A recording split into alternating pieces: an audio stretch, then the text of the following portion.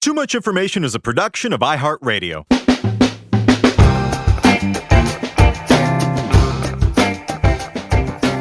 Hello, everyone, and welcome to Too Much Information, the show that brings you the secret histories and little-known fascinating facts about your favorite TV shows, movies, music, and more. We are your executive directors of digression. I'm Alex Heigl. And I'm Jordan Runtagh. And today, Jordan, we are talking about someone near and dear to my own heart. We are talking about Mother Trucking Kate Bush. Hell yeah. Zoomers, and I guess whoever else Stranger Things is for at this point, have discovered Running Up That Hill, parentheses, A Deal with God, and sent it rocketing, not back up the charts. I guess it didn't really chart in the first place, which is what we'll talk about, at least on this side of the pond. The first top 10 U.S. hit that Kate Bush has had, and we are nothing if not slaves to the algorithm. So we whipped this episode up in a desperate bid for relevance. Jordan, what is your familiarity with Miss Bush? I mean, I prefer to think of it as marking her long overdue achievement in the only way we knew how. But hey, Yes. We love to surf the waves of trends. But yes, until now, Kate Bush was part of the club of legendary artists who somehow never had a hit in the U.S. So I guess it's time we demand justice for Bjork, Bob Marley, Tom Waits, Grandmaster Flash, Leonard Cohen, Pixies, Sonic Youth, Judas Priest. Maybe next season the Stranger Things gods will smile on them. But to answer your question... Isn't that depressing? Just like the Yeah. notion that you have to have like a late period hit because a streamer drops a sync on you. But to answer your question, my first memory of Kate Bush was the cloud busting video, because my dad always had new music going on in the house when I was a little boy. And one day he had on MTV, and I saw that crazy video with Donald Sutherland and the big cloud ray invention.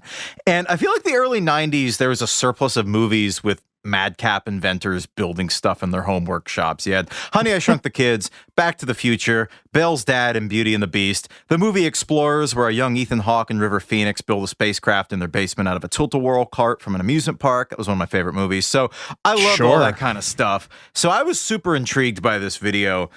And it stuck out to me because I didn't think it was a music video. It was so cinematic, and the music was so not like anything certainly not like anything I heard on MTV, not like anything I'd ever heard, period, really, as a 5, 6, 7-year-old.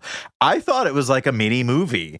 So for years, I didn't listen to many of her albums. I usually just watched her videos because to me, that was such an integral part of experiencing it for me. It almost felt like listening to her albums was a disservice because her visuals were so incredible and her choreography was so incredible. It was just such a complete package. So I kind of delayed in listening to her albums, I'm ashamed to say. It probably wasn't until the death of Prince, where that song that they did together, Why Should I Love You, started circulating, that I kind of started doing a deep dive into her album. So I'm a latecomer to Kate's non-singles, non-hits, non-video stuff. It's wild, man. I don't even think I heard her name until I was like out of college. It probably says more to my own prejudices and head in the sandism that like I didn't, but I just did not know anyone in high school who was into her. I think didn't either. Didn't get it in college. It wasn't until that one of my favorite videos on Beyonce's internet, Big Boy, talking about this song. Have you seen that? No. Oh my God, it's incredible. I love Outkast. It's one of the few hip hop bands I'm conversant in, but it just seems like such an out of left field thing that he, growing up in Atlanta, glommed onto Kate Bush, and he loves this song. He has this whole spiel about how when he first heard her, he thought she like lived in a giant castle with like a pipe organ, and honestly, not far off. I was gonna say, yeah, it's pretty close. So everyone go Google that. It's wonderful. I believe they are, if they have not already, put out, I think they're collaborating. Like somehow she saw this and they were working on something together, is what I heard. I don't know. I don't know where it's at. I haven't bothered to fact check that I just said right now. But yeah, she's in an unfair position of being both underrated and an icon. And I think one of the big reasons for that is that she is so resolutely British. You know, we're talking about somebody whose breakthrough single was based on a Charlotte Bronte novel. All this stuff on Hounds of Love with like the traditional Irish instruments. It's not stuff that Americans easily have a hook on, but I think she's such an important predecessor to artists like Lady Gaga, St. Vincent, Grimes, like anybody who is a self-contained singer, songwriter, producer, and then also just has this whole wild visual, extremely specific and tightly controlled visual element with fashion and album aesthetics and choreography. Like they're all just branches from her tree. So From her start as a teenage prodigy championed by a member of Pink Floyd to her uphill, pun intended, battle against sexism in the music industry to her recent rediscover, here is everything you didn't know about Kate Bush and Running Up That Hill.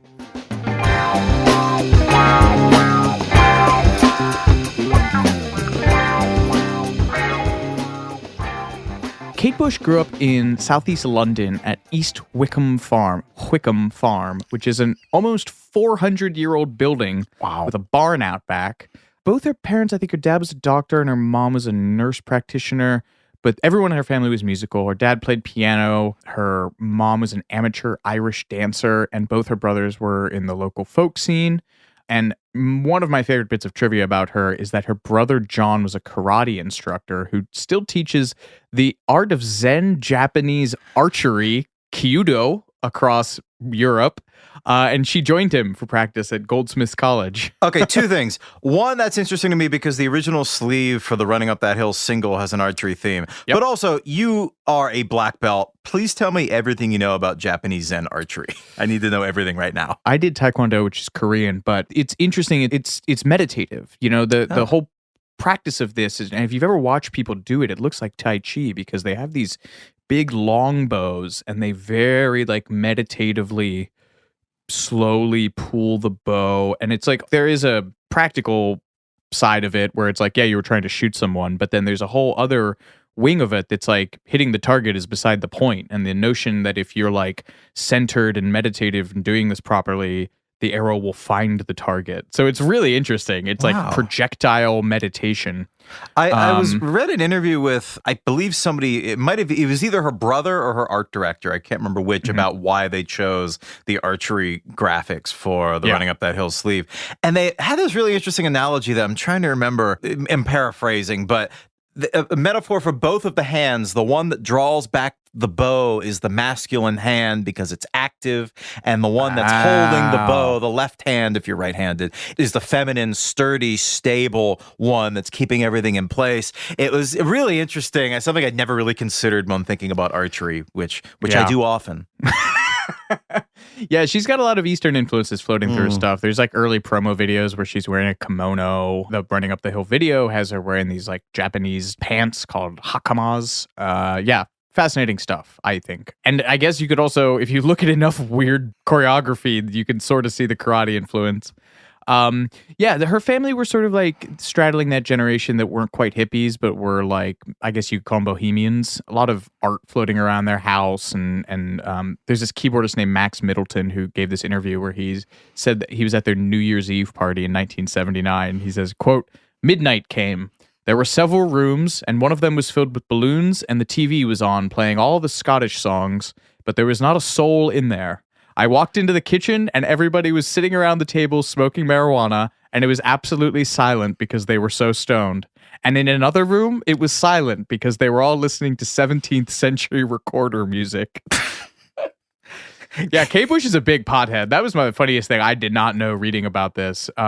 She smoked a lot of weed. It was like really her only big vice other than like chocolate and takeaway, as they call it across the pond. So this all going down in a 400-year-old barn. This is the environment that begets the Kate Bush we know and love. Her dad taught her a little piano, and she practiced on a harmonium in the barn behind their house until it was rendered inoperable by mice, which is like so something British out of a Beatrix Potter story. I love that. When the mice destroyed the harmonium, she moved into the house and began playing the regular piano. She was very close to her brother Jay, who would often put lyrics to the songs she was working on, and she stayed very active in her career, adding various things to her music, like the balalaika to Running Up That Hill, which is like a Greek stringed instrument, almost like a Greek lute. Yeah, I think it's in just all parts of like that Eastern Europe. Because isn't there one on Born in the USSR? Or doesn't he say the balalaikas? Yeah, balalaika's ringing out. You're right. Oh man, I just blew a Beatle fact. Oh god. Ooh. Oh, I'll edit that out. But she wrote her first song at age 11, and her parents set her off to vocal lessons around the same time, which helped her develop her 4-octave range, which is absolutely, I mean, that's up there with like Mariah Freddie and Mercury Whitney and Freddie Prince, Mercury and Harry Nilsson and all those people. That's insane. But she's very humble about it. She suggested that these early vocal lessons were more for her parents' sake because she said that her voice as a child was, her words, terrible, which is adorable. So by 1971, when she was 13 years old, she'd written an early version of her future British hit, The Man with a Child in His Eyes, her first U.S. charting single. And I just stuck this in there. You know, she went to boarding school, very English school situation, and they all have these ridiculous school theme songs, I guess. Hers was called Death Before Dishonor. It's very Japanese, I feel like, too. Yeah, it's true. Or like the Marines. Oh, I just yeah. love the idea of like teenage Kate Bush in a row with a bunch of other young women singing a song called Death Before Dishonor. Much has been made about the fact that she had this ridiculous back catalog of songs that she had amassed by the time she was a teen, and between 50 and 60 that she recorded on her dad's tape machine. Wow. And then it eventually makes it into the hands of one very influential figure through her brother, a friend of Jay's from Cambridge. It was this guy named Ricky Hopper, was working in the record industry at the time for a British label called Transatlantic, which went on to become a pretty well-respected folk label. They had Fairport Convention. I think Reverend Gary Davis was on there. Is it Pentangle on there too, maybe? Yes, I believe so. Yeah. And they had their first big success selling sex education records. Which I want to see if those are on YouTube or something, because I feel like the visuals are a crucial component to sex education. But then again, it's been a while. But so he was passing around this demo tape, which apparently was just hours of Kate Bush demos, just banging away on the piano. And they all passed. She said, of course, there was no response. You wouldn't be able to hear a thing, just this little girl with a piano going, yah, for hours on end. But it is a band that Hopper knows from Transatlantic called Unicorn, a band I know nothing about. Nope. It sounds very British folk. They played this guy's wedding, and David Gilmour of Pink Floyd happened to be in attendance. And he hopped up on stage at one point and suggested they all jam on Heart of Gold by Neil Young, which was rocketing up the charts at the moment, which is so cute. Is David Gilmour turning Heart of Gold into like an 8-minute prog rock dirge? Yeah, I just the notion of one of the biggest, most famous rock stars in the world, like being like, all right, guys, you want to jam on Heart of Gold at a wedding? Anyway, this is 1973. Pink Floyd are writing Dark Side of the Moon to become one of the biggest bands in the world. And in a display of largesse that I don't think happens anymore, or may have just been very, very unique, Gilmour had set up a home studio, and with some of his time off that he had at the moment, I think they were between tours, he was just jazzed on the idea of helping develop new talent. Unicorn were one of those bands, and apparently he sat down and listened to this entire Kate Bush demo reel, and which was ours, right? Yeah, and found something he liked in there. He heard the potential. So I think people are a little fuzzy. He either went to visit her at the farm and like had her play for him, but at some point he also had her over to the home studio, and this was her first time playing with a band. It's the drummer and bassist from Unicorn, and David Gilmour is playing guitar for her. And they're running through songs together, which hell of a first time. Yeah, wow. I just want to say that Heigl titled this section "Gilmour the Merrier." And I just think that deserves to be heard.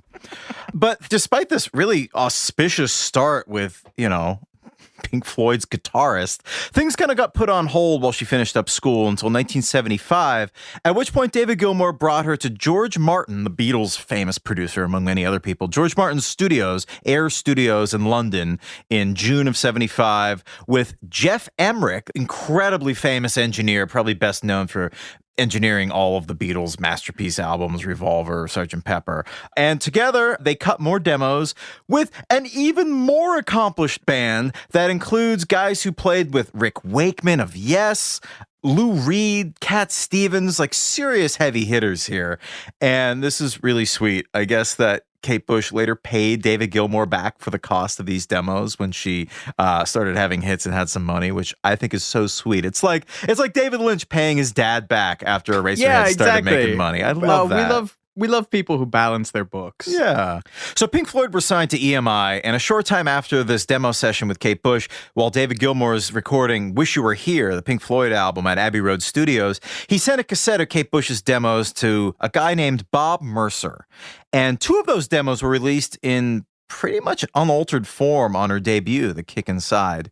But Bush kept in touch with David Gilmour, and the first time she ever performed Running Up That Hill live at the Secret Policeman's Third Ball, which was a charity event in 1987, she was joined by him on stage. I love that clip. Yeah. So much. Oh, yeah. It is so 80s. Yeah. You've got fretless bass.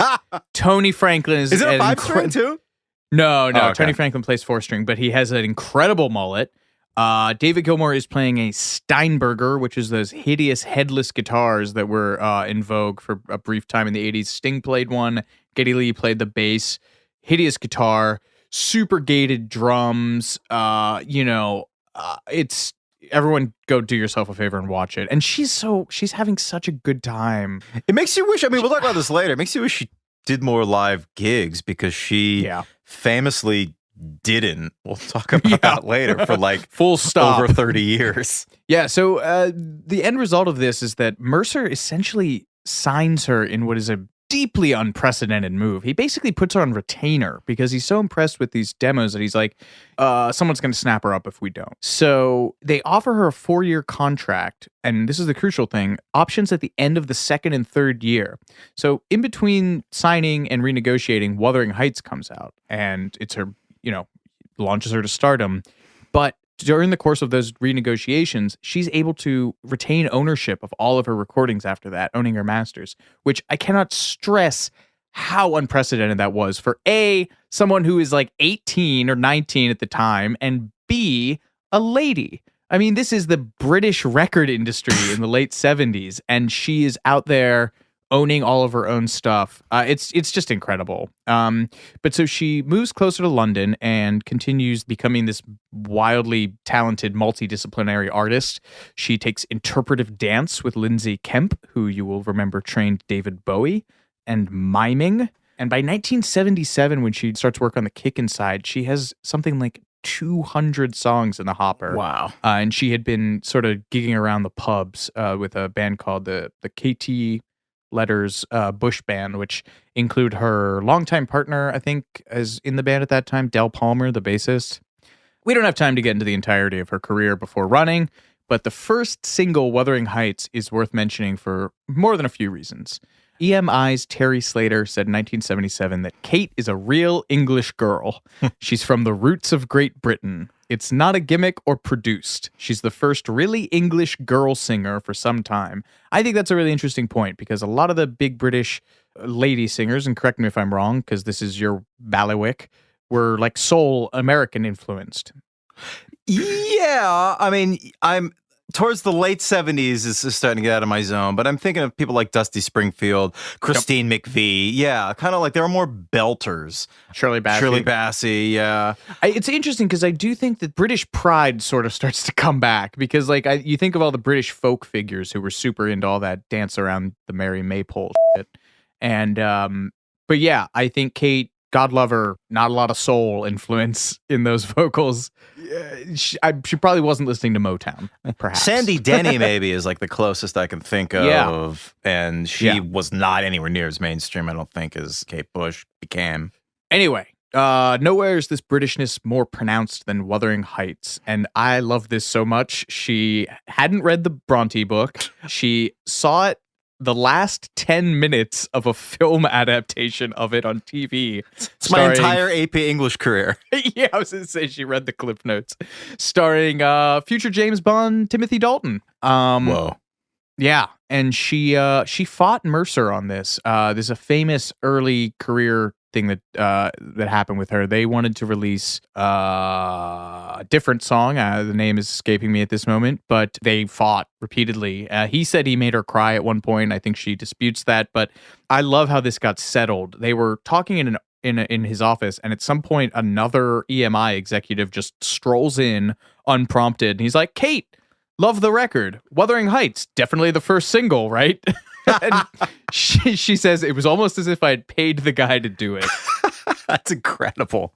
So her instincts are well-founded because the single comes out in January 1978, and it breaks a number of barriers. She became the first British woman to reach #1 on the UK charts with a self-written song, which is insane to me, but thinking about it, Baffling. yeah, I guess that's right. And she was also the first female artist in pop history to have written every track on a million-selling debut album. Not just in the UK, anywhere. Amazing. So she quickly records a follow-up record, Lionheart, released just 9 months later, and embarks on the Tour of Life in 1979. I implore everyone to look up footage from this tour.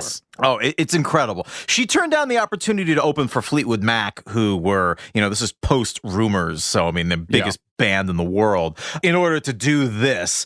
And I can't even really call it a tour because it's so much more than a tour. It's this multifaceted production where she's not just singing and playing piano, but performing elaborate choreography with what's basically, you say, the first headset mic. Yeah, people thought that there was like a band in the 60s that had kind of jury-rigged like their own version of this. But she's really, I think, the first, especially to use it for the purpose of being able to dance while singing all this stuff. And it was made from a coat hanger, apparently? Yep. That's awesome. And so while she's singing, playing, she has 17 wardrobe changes, 13 different people on stage, rear projection, crazy lighting, retractable ramp. She's doing stage magic as well, you say? Yeah, there was a magician. He's pulling coins out of her ears while she's singing Wuthering Heights into her headset mic. It's insane. And she was 19 years old, and every stop on this tour is sold out. And it cannot be overstated how groundbreaking and just crazy this tour was. And to me, you really see the influence of David Bowie on this early tour. And between the mime studies that she had taken with Lindsay Kemp, who's, again, the guy who trained David in the late 60s, and the elaborate sets, the choreography, the wardrobe, and even the Japanese influence, she's taking what Bowie had done with the Diamond Dogs tour in 74 and really pushed it forward, making a rock tour into a full-scale production. And it's funny because one of her early songs is an ode to Bowie called Humming, which recently came out on a box set in 2018. And she wrote it when she was 15, supposedly after Bowie had moved on from Ziggy Stardust with the slightly more sinister and cracked Aladdin Sane. And so this song, Humming, was her way of mourning the loss of Ziggy because she was a big Ziggy fan. And actually, this is really interesting. She was one of the screaming fans at the show where Bowie retired Ziggy Stardust in London in 1973. And she said, as an early music fan in the early 70s, she said that the only artist she loved more than Bowie was Elton John, who she referred to as, quote, my greatest love. I love her so much. I know. Here's a Bond connection. Kate apparently passed on singing the theme for Moonraker in 79. Oh, that would have ruled. That's a great Bond song, too. Oh, she would have killed that. That is so wild. So with her next record, Never Forever, she really starts leaning on drum machines and synthesizers more, particularly a piece of groundbreaking equipment called the Fairlight CMI. The Fairlight is this Australian-designed early sampler that worked off floppy disks. And you look at this thing, and it looks like a punchline for early computers. It's like a big cathode screen.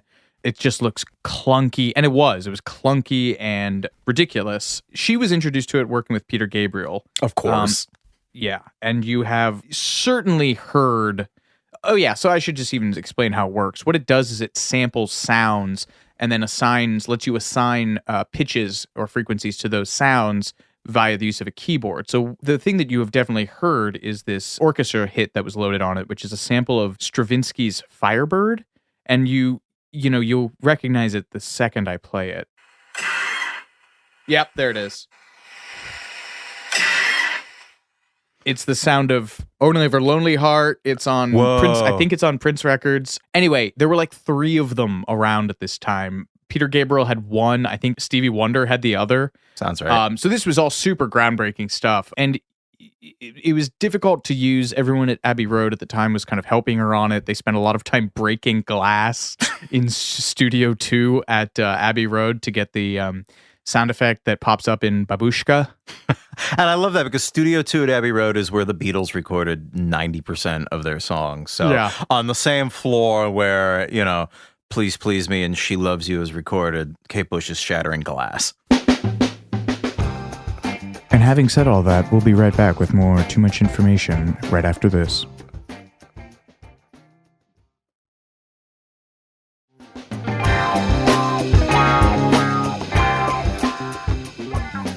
So, in September of 1980, Never Forever comes out. It is Bush's first #1 album and also the first album by a British female solo artist to top the UK album chart, as well as being the first album by any female solo artist to enter the chart at #1. Now, its follow-up, which is called The Dreaming, is where she, by her own admission, kind of starts to lose the thread. She spends a load of time building these really elaborate, deep soundscapes with the Fairlight. The mixing process for it is just torturous. She described it herself as her, quote, "She's Gone Mad" album in 1993. And she does kind of the bare minimum of promotional appearances for it after it comes out in September 82, takes some well-deserved vacation, and crucially, GTFO's London. She really just wanted to unplug after The Dreaming comes out. She hung out with Del Palmer, who was her bassist, co-producer, boyfriend for many years, and he was very, I hate that I wrote this, he's very instrumental, hardy har har, so all of her music at the time. She moves out of London. She starts training in dance again really rigorously, which is something she kind of let fall by the wayside when she was doing The Dreaming. She overhauled her diet. She was a big tea person. Mentioned earlier, she loved weed, smoked cigarettes, and this is so shitty. I'm sorry. I mean, obviously, the quiet part loud here is that Kate Bush is a very pretty lady. She's like, there were really, really gross parts of people obsessing over her appearance early on, though. She was 19. There's a very famous early promotional photograph that EMI put everywhere, in which she's, I think, wearing like a dance leotard and her nipples are visible through it, and this supposedly caused traffic accidents in London. But just the terrible corollary of this is how much, the British music press is famously nasty, but they British press, period. Yeah, it's true. But they just, they would do like just speculate on her weight gain every time she popped around. And she had gained some weight while she was doing The Dreaming because she wasn't dancing and she was locked into mixing and recording. And they were like, oh, Kate Bush is porked up. I mean, it's just so messed up. I'm so angry on her behalf. Sorry. Rant over. But I mean, she at least seemed happier. Moving out of London was one of the two things that really prompted the creation of Hounds of Love. And the other was money, the filthy lucre, as you insist on calling it in every episode. The cost of the around-the-clock sessions for Dreaming in Abbey Road was something like £1,000 a day, and that obviously added up very quickly. So she invested in fitting a professional 48-track studio in the barn of her family home, where she used to play the harmonium until it was destroyed by mice. Presumably they got the mice out of there at some point. Yeah, that's true. Yeah. And sessions for Hounds of Love sound very idyllic. Her family still lived at this house, so they would pop in while she was working on the record, and her brother Jay was there, and he added some of the different folk instruments that are on the record, and just very, as you say, pastoral, relaxed. But she still is innovating with her use of electronic instruments. In addition to the Fairlight, she started working with the then novel Lynn drum machine, which is a staple of not even early hip hop, just hip hop to this day. I feel like Kanye still uses an Lynn drum machine. And so many of the drum parts for the record are initially programmed on this. And you have a lot to say about the drum stuff on this record. Oh, I mean, the sound of this record is just, without getting too like Rick Beato, it is a really wacky sounding record. I mean, on the title track, it's cellos, drum kits, Fairlight. There's no guitar. It still sounds so natural. It doesn't sound super out there and weird. Those songs sound very natural and flowing. But on Jig of Life, which is one of the ones that has a very pronounced Irish influence, they bounced 24 tracks of percussion with these Irish frame drums and hand drums played by a guy named Charlie Morgan. So think about that. 48-track recording outfit. Half the tracks on that are drums. But think about it. I mean, think of Running Up That Hill. Think of just the rumble. It's just... Yeah. A guy I knew peripherally in Brooklyn is behind 2 Minutes to Late Night, the like heavy metal comedy show. Shouts to Jordan, or as he is known on that show, Gwarsenio Hall. And they've mounted a tremendous amount of covers throughout the pandemic. There were these big remote recording affairs, and they did Running Up That Hill at one point, and it makes perfect sense as a metal song, just heavy as hell. Oh. Oh God! I mean, the whole line of making a deal with God, like that is a very heavy metal lyric. Yeah. Wow. So Kate Bush and Del Palmer started tracking songs for what would become Hounds of Love in 1983. And they never really treated these sessions as demos or scratch tracks. They just kept adding and layering on to what they were doing until they arrived at the final versions, which is unique. And I feel like it's important to mention that Kate was really producing her own albums at this point, making her a self-contained female creator that really had no precedent. Maybe Joni Mitchell, who was, singing, writing, producing, and as you mentioned, owning her own masters. But Kate also said she felt a great deal of pressure working on Hounds of Love because The Dreaming, her previous album, was a relative failure. I mean, it reached number 3 on the charts, I think, but still did not get the reception that she was hoping for. So that, coupled with the unkind press coverage, gave her a sense of having something to prove. And that's oftentimes when you get the best albums. Yeah, and now we arrive at Running Up That Hill, and it is the first song for the record written over the course of one summer night in 1983. Palmer programmed the drums on the track, which were later overdubbed by a live drummer, and that synth line is, of course, the Fairlight, which I think she said was the first thing that the song came around, was the synth hook. And originally it was just called A Deal with God, but EMI insisted on making that parenthetical so as not to alienate Catholic listeners around the world. And she remembered her fight over Wuthering Heights, and she was like, fine.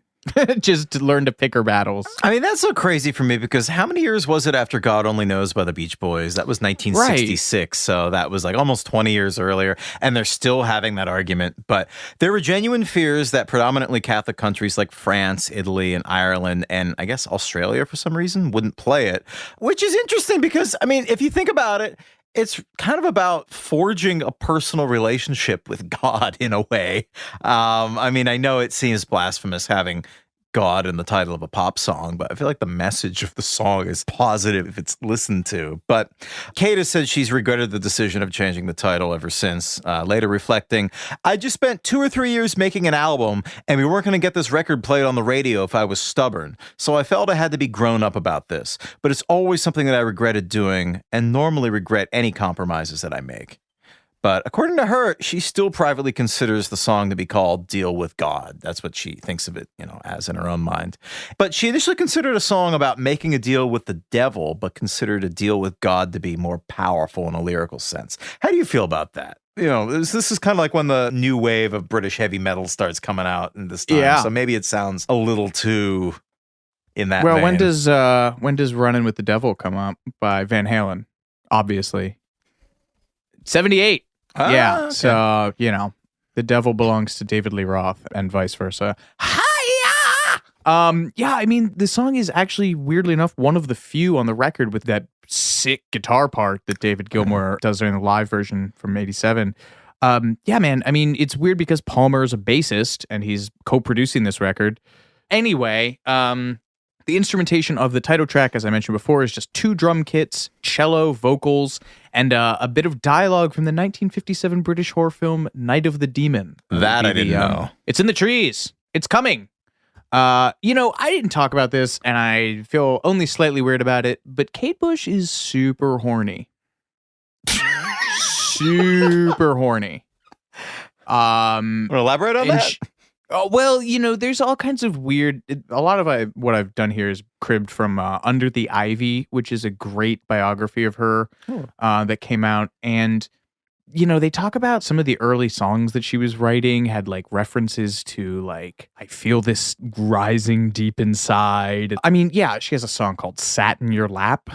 When they were doing the Kick Inside, she's got this line about sticky love inside in the song called L'Amour Looks Something Like You. There's a home demo she has called The Craft of Life from 76 that has the line silvers in our dark hair and the bed sheets soaked by your tiny fish. She has a thing about fishes too. Speaking about the cover art of Never Forever in 1980, Kate told Sounds magazine that the illustration of all those things coming out from under her skirt, it's to hint that so much of it comes from a sexual need from inside me.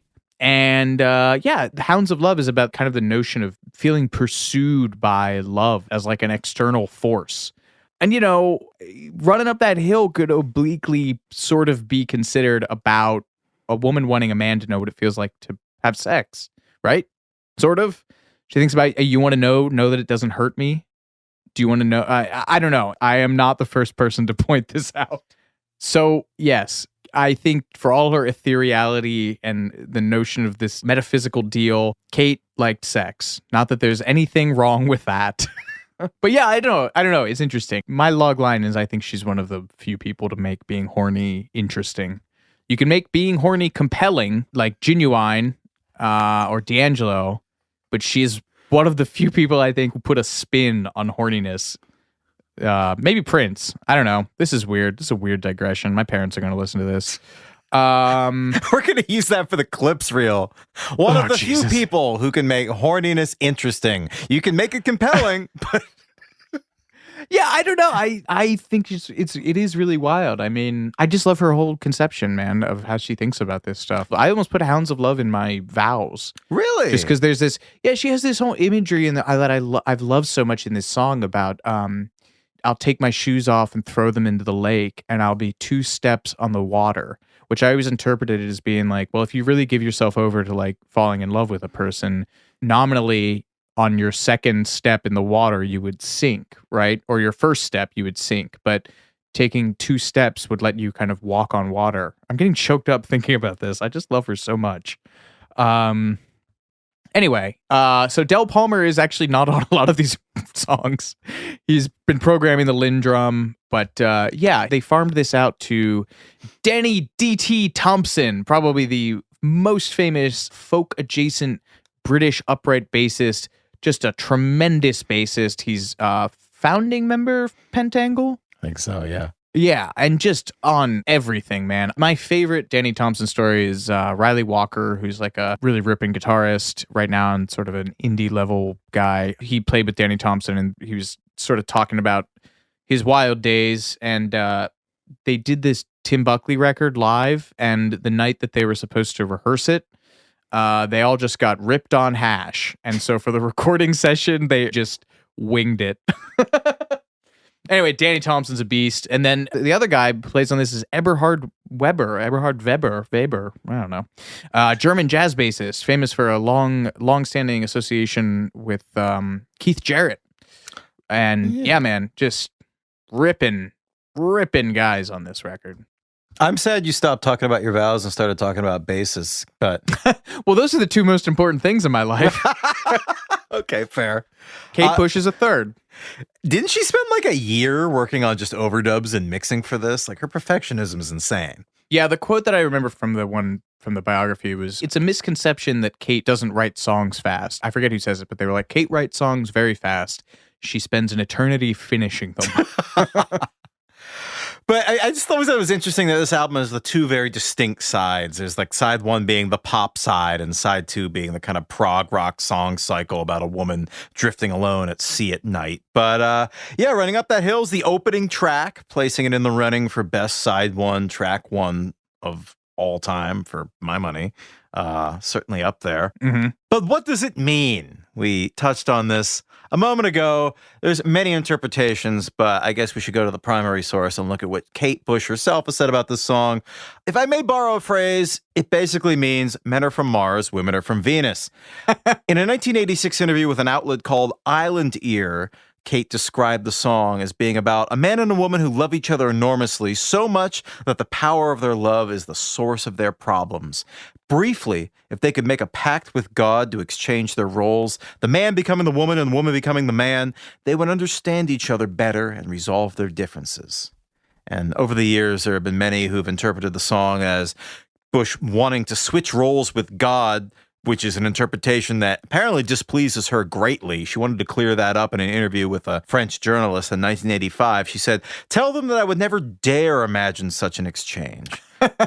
But it's impossible not to wonder about her own relationship with Del Palmer during this period and whether or not there were any autobiographical elements in the song, which I imagine on some level there must be.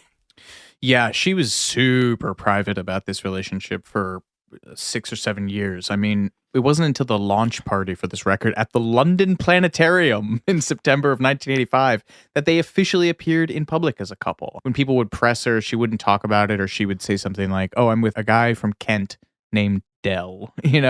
She was very private about this. My favorite thing about the Planetarium is that they listened to this record while watching a laser show. That rules. So awesome. God, I wish that were me. Yeah, and as far as that cover, she said the original idea was to have 3 heads, myself and a dog on each side of me, but it didn't work.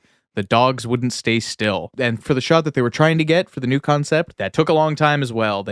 I think they're sporting dogs or some kind of, I don't know, dog people tweeted us. Look like Weinerheimers or something almost. Oh, yeah. Hyperactive dogs, high energy animals. And so they tried to take them on a run. They tried to overfeed them. And I guess they would lay down and get the shot, and one of them would just like paw her face and ruin her makeup. We're going to take a quick break, but we'll be right back with more Too Much Information in just a moment.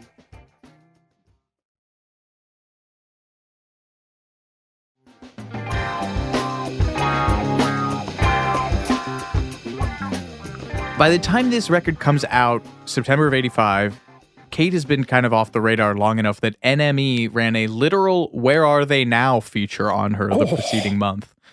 Yeah, they're the worst. Yeah. But Hounds entered the UK albums chart at number 1, knocking Madonna's Like a Virgin off the top of the heap and signaling Kate's breakthrough into the American charts with Running. The Madonna-Kate Bush parallel is really interesting to me because they're born just a few weeks apart. One emerged into the post-prog scene of the UK. The other emerged into the post-punk scene in New York. And there was a New York Magazine article from 2005, I think, reviewing both of their albums that came out at around the same time, Confessions on a Dance Floor for Madonna and Ariel for Kate Bush. And it has this great lead. Madonna and Kate Bush lord over opposing constellations in pop's cosmos. The deity of public materialism versus the divinity of private mysticism. But I think that's so great. But I'm hard-pressed to name 2 female artists of the 80s who had such a clear and specific vision for themselves and the tenacity and power to fulfill it. I just think the 2 of them together are really interesting to me. Yeah, I mean, we did with a little bit with the Bronte stuff, but she really brought so many influences to bear on this. The mysticism thing made me just think about this. Grab bag of her influences, a deeper understanding on sensual world was inspired by Stephen Hawking. Never Forever, The Wedding List was inspired by a Truffaut film. Get Out of My House on 1982 is inspired by The Shining.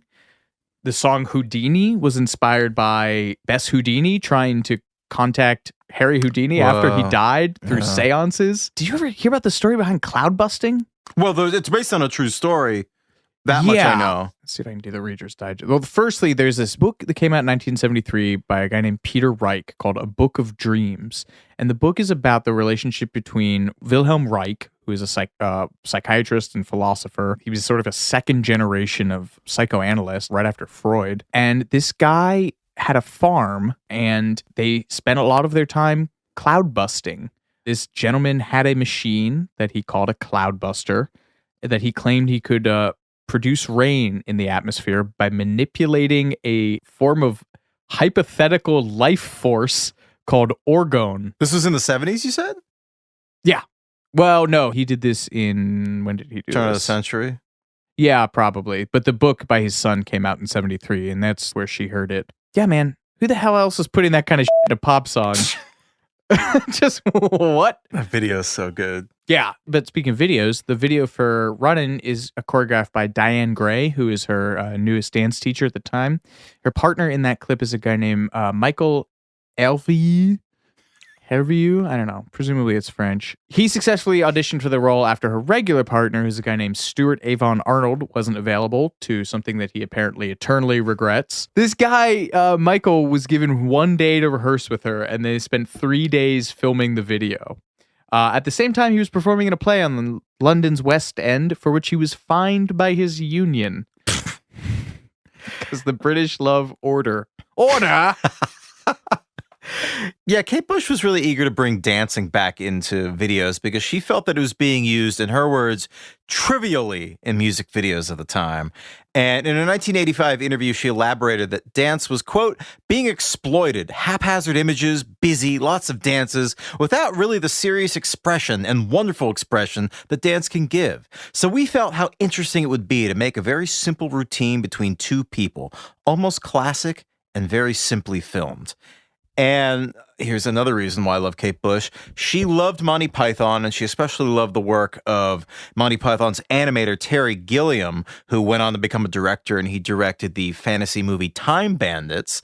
And she wanted Terry Gilliam to direct the video for Running Up the Hill, but he was busy editing his own masterpiece, Brazil, which is incredible. But instead, he offered up his cameraman, David Garfath, for the job. And another Gilliam collaborator, Julian Doyle, directed the amazing video for Cloudbusting we keep talking about, which starred Donald Sutherland. And I guess for a time, the video for Cloudbusting was paired with Back to the Future in theaters, which I didn't know makes so much sense.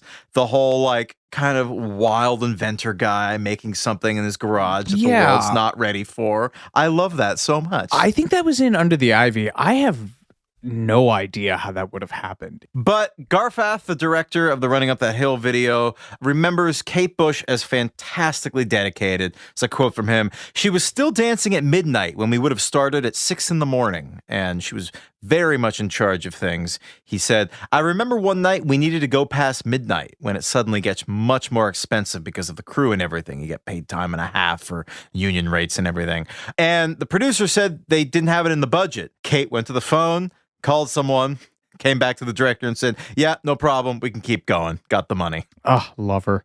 Yeah, and apparently she went, at one point, she went straight from the set of this video to the pressing plant where the single was being done so that she could supervise the dedication going into the runoff groove.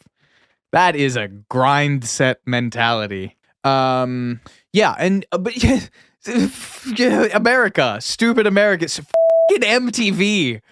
They didn't even release that version of the video. Not Cloudbusting, Running. MTV used a lip syncing live performance from an appearance on a BBC TV show called Wogan. Terry Wogan, yeah, he's like a British chat show host. He's like England's answer to Merv Griffin. Okay. So according to Kate's brother Patty, he said MTV weren't particularly interested in broadcasting videos that didn't have synchronized lip movements in them.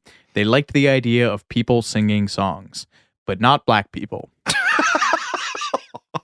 One of the reasons that Kate Bush wasn't a major mainstream artist in the 80s in the States, aside from, as you mentioned, her extreme Englishness, was the fact that she never toured in America and has really only done sporadic phone interviews with American journalists. So she really never prioritized transatlantic success on that scale. She just wasn't interested. And why would you be? We're terrible. Yeah, so following this, kind of post-Hounds, one of her biggest hits is with Peter Gabriel, Don't Give Up, that song. It's such a I remember hearing that song as like a kid, and it bummed me out so much. Yeah, 1986 that comes out. Another up thing that kept dogging her was every time she would collaborate with a guy, people would be like, oh, what did they together? People tagged this on her and Gilmore, who, from what I can see, they really had just a professional platonic relationship. But yeah, so they said that about her and Peter Gabriel, who is one of the all-time skirt chasers. God love him. But I didn't know that. Yeah, they used the very British term Peter Gabriel, who had acquired a bit of a reputation as a swordsman. I've never heard that expression for all my Anglophilia. I've never heard that. Wow. So the notion of her and Gabriel being a couple was shot down by no less an authority than Sinead O'Connor, who never one to let anything get in the way of a good soundbite, said, I've got to admire Kate Bush because Peter tried to shag her and she wasn't having any. She's the only woman on earth who ever resisted him, including me. And Dolly Parton was apparently his first choice for a duet partner. Which I can see because I guess Peter Gabriel was inspired to write Don't Give Up after seeing photos taken by Dorothea Lange of the American Dust Bowl and families trying to survive in the Great Depression. So I could imagine he wanted a tinge of Americana before kind of shifting focus and going more of like a Thatcherist England in the late 70s, early 80s depression route and getting, the quintessential English pop singer at that time. But I can see why Dolly Parton would make sense. Bush's next record, 1989's The Sensual World. Sensual, they would probably another stone on the pile of your theory. Yeah, right. Went on to become her biggest selling album in the US. Was certified gold by the RIAA 4 years after its release, which is 500,000 copies sold. Reached the number 2 position in the UK, and then she follows that up with 1993's The Red Shoes, which is sort of one of her guitar records. Eric Clapton's on it, Jeff Beck is on it, Prince is on it. But it was a tough period for her. A very close collaborator of hers, guitarist named Alan Murphy, died around this time. So did her mother, Hannah. As we mentioned, she was very close with her family. And in 1994, she recorded short musical vignettes for Fruitopia TV commercials. Is that real? They're all on YouTube. Oh, my God. And the Cocteau Twins? What? Far f***ing out, man. Fruitopia. Yeah, these are all out there. A lot has been made of her sort of increasingly long time between albums and her relatively slim discography. But she gave birth to her son, Birdie, in 1998. She and Dell split up, I think, in the early 90s, and she met another musician, a guitarist, whose name is escaping me right now. And so she gave birth to her son, Birdie. And I think because she owned her masters and was just a kind of an on-the-ball financial lady, she didn't really have much incentive to put new stuff out or tour, as we've talked about. Palmer at one point basically suggested that because she was so hard on herself and such a perfectionist that anytime she played live, she would just invariably be disappointed by it. But she puts out records in 2005, Aerials is that record, and 2011, 50 Words for Snow, which is based on I have not fact-checked claim that the Inuits have 50 words for snow. And around that time, the most visible her music has been in a while was at the closing ceremonies of the 2012 Summer Olympics in London, when they do a remixed version of Running Up That Hill, which soundtracks a dance performance. And again, it's showing how shitty the US has been to her. And NBC didn't even broadcast it. She got tagged. The constant comparison that got made in the press was to Miss Havisham, which is unfair. From Great Expectations by Charles Dickens, the woman who was stood up at her own wedding, I believe, and lives in her decrepit mansion in her wedding dress that's now all browned with age and a rotting wedding cake. So, there's an image for you. Yeah. But, she does a 22-night run at the Hammersmith Apollo in 2014, sold out in 15 minutes. Two things that are interesting to me about that. One, we mentioned her incredibly ambitious tour in 1979, the Tour of Life, which only went through Europe. That was her one and only tour until this 2014 set of dates. And that was just a string of residency dates. So she's only done that one tour in 79. But it's interesting, this 2014 residency is at the same venue where she saw David Bowie give his Ziggy Stardust farewell concert in 1973. So the Bowie connections continue. Excellent. This year, obviously, the Stranger Thing bump takes effect, at which point Running becomes the most streamed song on Spotify globally. On June 10th, it charts at number 2 in the UK Top 100, and it re-enters the Billboard Hot 100 at number 8, which surpasses its original peak of number 30, and it becomes her first top 10 hit. Hounds, the record, scales to a new peak, reaches number 1 on the top alternative albums list from Billboard, making it her first chart-topping record in the U.S. That's criminal, I just want to say. That's taken this long. Yeah, and then she was moved to make an exceedingly rare public statement by it. She said, it's hard to take in the speed at which this has all been happening since the release of the first part of the Stranger Things new series. So many young people who love the show discovering the song for the first time. The response to Running Up That Hill is something that has had its own energy and volition. A direct relationship between the shows and their audience, and one that has stood completely outside of the music business. We've all been astounded to watch the track explode. Aww. And apparently it was Stranger Things star Winona Ryder who encouraged the producers to use Kate Bush's music because she's a huge fan. And Ryder said she would often wear her Kate Bush t-shirts on the set as a hint, which I think is adorable. But let's not forget that Running Up That Hill was also used in such TV mainstays as CSI, NCIS Los Angeles, The Vampire Diaries pilot, and the OC. But I just think it's super cool that Kate Bush actually made a statement on this because he said she doesn't usually feel moved to do such things. So that makes me really happy that she's that pumped about this. Yeah, I love it. Good for her. She deserves it. I hope that I was able to make the case for her in this as a serious artist and not just get my fanboying get in the way of these arguments. But she had to just endure so much from the music industry, from the U.S., from Peter Gabriel. From Peter Gabriel, from the press. And I have not yet talked about the probability approaching 1 that everyone who hangs out with her falls in love with her. But it is a thing that has been remarked upon multiple times. Super producer Daniel Lanois, who's a big, he's famous for his very spacious and ethereal recordings. He called her down to earth, apart from the fact that every man in the room falls in love with her.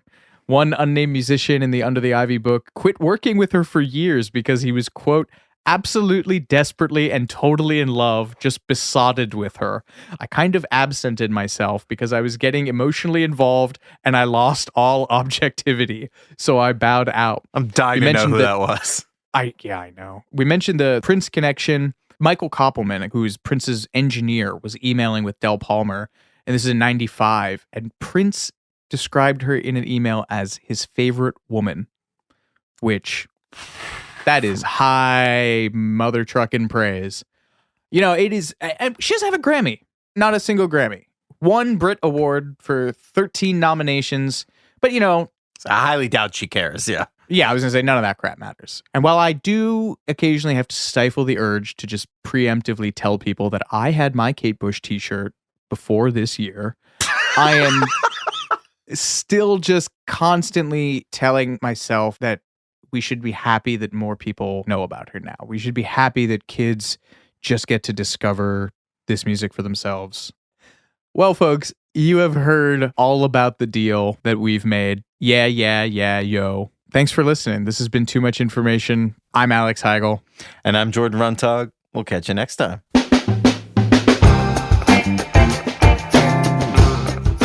Too Much Information was a production of iHeartRadio. The show's executive producers are Noel Brown and Jordan Runtagh. The supervising producer is Mike Johns. The show was researched, written, and hosted by Jordan Runtagh and Alex Heigl. With original music by Seth Applebaum and the Ghost Funk Orchestra. If you like what you heard, please subscribe and leave us a review. For more podcasts on iHeartRadio, visit the iHeartRadio app, Apple Podcasts, or wherever you listen to your favorite shows.